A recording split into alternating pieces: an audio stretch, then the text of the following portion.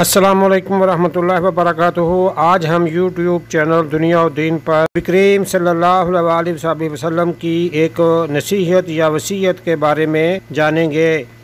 قرآن کے اندر بہت سی آیات ہیں، اطیعوا اللہ و اطیعوا الرسول، تمام میں اللہ اور اللہ کے رسول کی اطاعت کا حکم ہے۔ جو حدیث اکرمہ ابن عباس ہے نبی علیہ السلام سے، جو امام اجوری نے ذکر کیا شریعہ میں، تو شیطان جو ہے تم سے مایوس ہو گیا ہے کہ اسے جزیرہ عرب میں پوجا جائے، تو اے لوگوں میں تمہیں دو چیزیں چھوڑ جا رہا ہوں، اگر ان سے مضبوطی سے پکڑو گے تو گمراہ نہیں ہوگے، کہ اللہ کی کتاب اور نبی صلی اللہ علیہ وسلم کی سنت، اور ہر مسلمان دوسرے مسلمان کا بھائی ہے اور مسلمان ایک دوسرے کے بھائی ہیں، اور کسی کے لیے جائز نہیں کہ کسی مسلمان کا بھائی کا وہ مال لے الا جو اپنے خوشی سے وہ دے، اور نہ ظلم کرو اور نہ ایک دوسرے کی گردنیں کاٹو اور کافر نہ بنو۔ تو یہ سند صحیح ہے اور یہ ثابت ہے نبی علیہ السلام سے۔ اور نبی علیہ السلام نے حجۃ الوداع میں بھی کہا قد ترکت فیکم ما لن تضلوا بعدہ ان اعتصمتم بکتاب اللہ، اور اس میں سنت نبی کا ذکر نہیں ہے، یہ آپ نے حجۃ الوداع کے موقع پہ بھی فرمایا ہے۔ لوگ یہ حدیث پیش کرتے ہیں کہ نبی علیہ السلام نے فرمایا ہے کہ قرآن کو تھام لو، ترکت فیکم ما ان اخذتم به لن تضلوا کتاب اللہ سببہ بید اللہ وسببہ بایدیکم واہل بیتی، یا یہ لفظ آتے ہیں کہ میں تم پر تمہارے درمیان میں اللہ کی کتاب چھوڑے جا رہا ہوں، اور وعطرتی اہل بیتی وَإِنَّهُمَا لَن يَفْتَرِقَا حَتَّى يَرِدَ عَلَيَّ الْحَوْض۔ تو یہ حدیث جسے خطبہ خم غدیر کہا جاتا ہے، اس میں آپ نے یہ ارشاد فرمایا، اور لوگ اسی سے لیتے ہیں کہ کتاب اللہ اور اہل بیت۔ تو حقیقت کے اندر بات یہ ہے کہ صحیح مسلم اور اسی طرح مسند احمد میں، صحیح ابن خزیمہ میں، طبرانی کی معجم الکبیر میں، اور امام طحاوی نے شرح مشکل الآثار میں، ابن ابی عاصم نے اپنی کتاب سنہ کے اندر من طریق ابی حیان سے یہ روایت ہے، جو کہ روایت کرتے ہیں حسین کہتے ہیں لقد رأیت قال له حسین عمر ابن مسلم الى زید ابن ارقم سے روایت ہے، فلما جلسنا الیہ قال له حسین لقد لقیت یا زید خیرا کثیرا، تو زید ابن ارقم کو کہا کہ بہت سی خیر آپ نے پائی، رأیت رسول اللہ صلی اللہ علیہ وسلم سمعت حدیثہ، آپ نے اللہ کے رسول صلی اللہ علیہ وسلم کو دیکھا، ان کی حدیث کو سنا، وغزوت معہ، ان کے ساتھ جہاد کیا، وصلیت خلفہ، آپ نے ان کے پیچھے نماز پڑھی، تو آپ نے بہت خیر کو پایا۔ تو حدثنا یا زید ما سمعت من رسول اللہ صلی اللہ علیہ وسلم، تو مجھے جو ہے سنائیں آپ صلی اللہ علیہ وسلم سے جو آپ نے سنا۔ تو انہوں نے جو ہے لمبی حدیث ہے، تو اس کے بعد جو ہے انہوں نے ذکر کیا کہ میں نے سنا کہ آپ صلی اللہ علیہ وسلم ایک دن خطیب کھڑے ہوئے ہمارے درمیان، بماء یدعی خمن،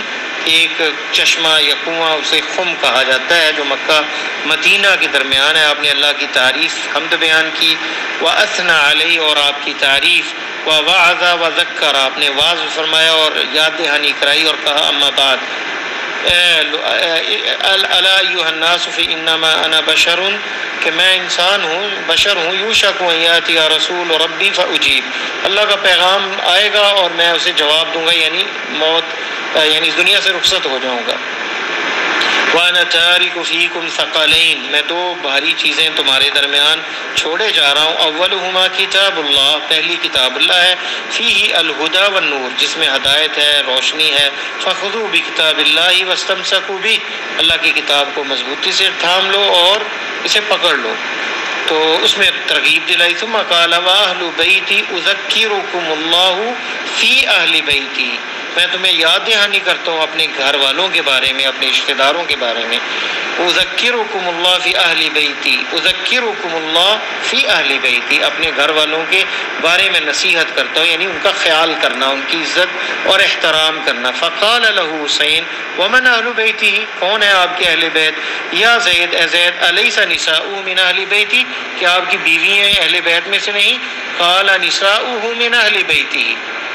آپ نے فرمایا ہاں ان کی بیویاں بھی اہل بیت میں سے ہیں آپ صلی اللہ علیہ وسلم کی، جن میں عائشہ ام المومنین عائشہ رضی اللہ تعالی عنہ، ام سلمہ رضی اللہ تعالی عنہ، خدیجہ ہیں، سودا ہیں، اور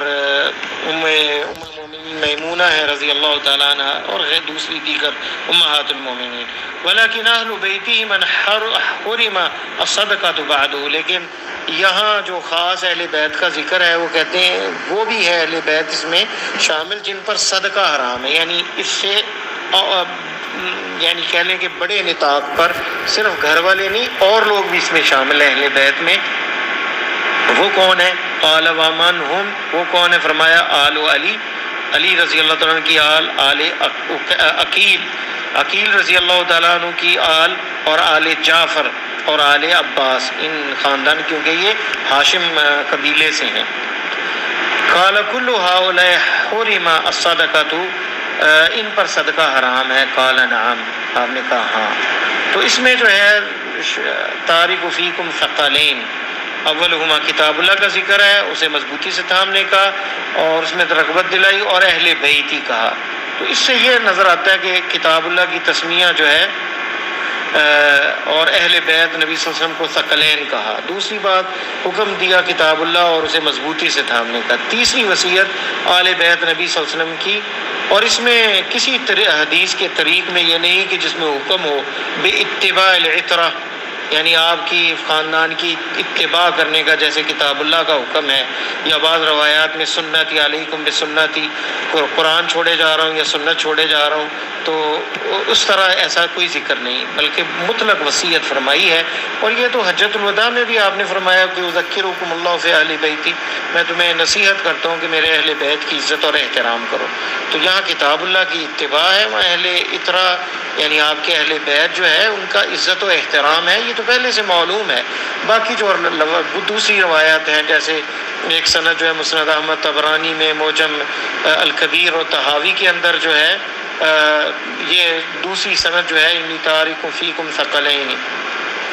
اس میں بھی یہی لفظ ہے کہ اسناد اس کی سند صحیح ہے،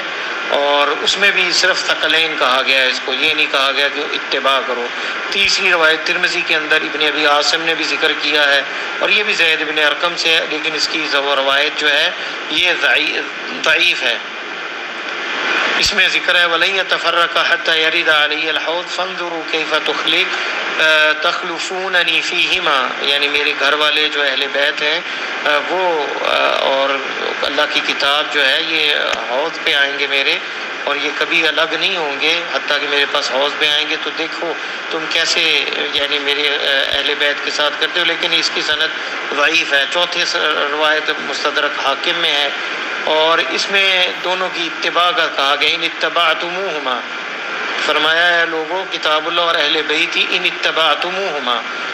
اس میں اتباع کا ذکر ہے، لیکن اس کی سند واہن یعنی کمزور ہے بالکل۔ اس میں محمد ابن سلمہ ابن کہیل ہیں، اور جوزجانی نے اپنے حوالہ الرجال میں کہا ذاہب الحدیث،